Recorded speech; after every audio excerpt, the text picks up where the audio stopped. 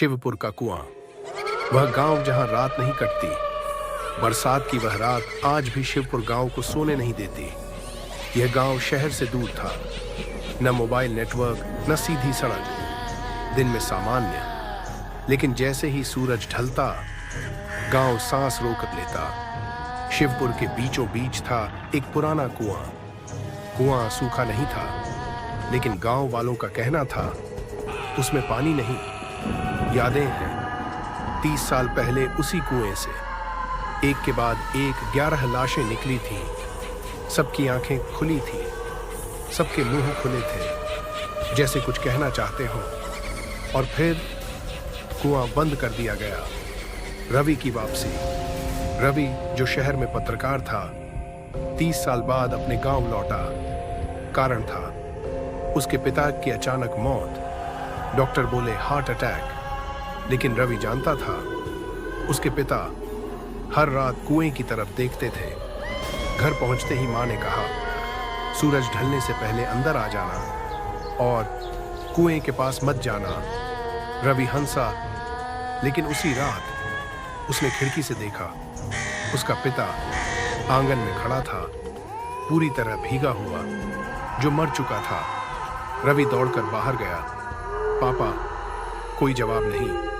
आकृति धीरे धीरे कुएं की तरफ बढ़ी। रवि ने पीछा किया।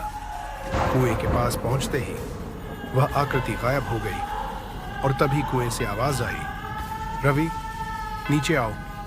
आवाज उसके पिता की थी। गांव का सच। अगले दिन रवि ने बुजुर्गों से बात की। सब चुप। आखिर एक ने कहा, 30 साल पहले इस कुएं में एक तांत्रिक साधना हुई थी, बलि दी गई थी, और जो मरे वे पूरी तरह नहीं मरे। तांत्रिक ने कहा था जब तक कोई अपना उन्हें बुलाएगा वे लौटते रहेंगे। रवि समझ गया उसके पिता ने ही कुछ जगह दिया था। पहली लाश जिंदा। उसी रात गांव का एक लड़का गायब हो गया। सुबह उसका शरीर कुएं के पास मिला, लेकिन उसकी छाती चल रही थी। डॉक्टर आए। लड़का बोला, मैं नीचे था, सब वहां हैं और वे ऊपर आना चाहते हैं। इतना कहकर उसकी गर्दन अपने आप मुड़ गई 180 डिग्री। कुएं के नीचे रवि अब रुक नहीं सका। रात 12 बजे वह रस्सी लेकर कुएं में उतरा। नीचे पानी नहीं था, जमीन थी, दीवारें थीं और लोग थे। वही 11 चेहरे। उसके पिता भी। सबने एक साथ कहा, अब तेरी बारी है। बलि का नियम, तांत्रिक का लिखा मंत्र दीवार पर था।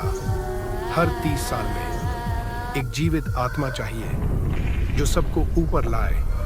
रवि समझ गया, या तो वह मरे या पूरा गांव। मां का सच।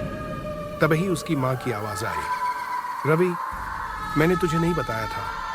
मां नीचे खड़ी थी। उसने कबूल किया, तेरे पिता ने नहीं, मैंने तांत्रिक को बुलाया था, क्योंकि मैं मरने से डरती हूं। आखिरी बलि। मां ने छलांग लगाई। कुआं कांप उठा। चीखें, हंसी, रोना, सब एक साथ। अंत या शुरुआत। सुबह कुआं फिर से शांत था। गांव बच गया। रवि शहर लौट गया। 30 साल बीत गए।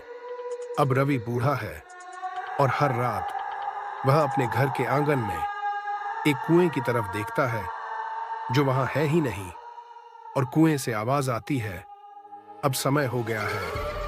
अगर चाहो तो मैं